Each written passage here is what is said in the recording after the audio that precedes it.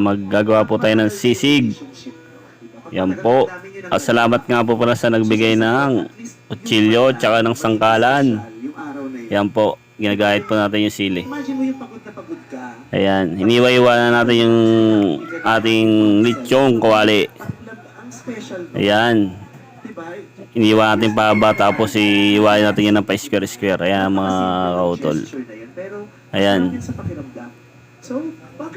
Ayan yung pang sisig natin. Shoutout nga pa sa nagbibideo sa akin. Ayan o. Tapos nyan, halo-haluin na natin yung mga kautol. Ayan. Ayan na, hinalo natin yung may mayonnaise na yan. Ayan, magkano na tayo ng margarine. Tapos talagay na natin yung sisig yan. Ayan, halo na natin yan. Tapos talagay natin ng itlog yan.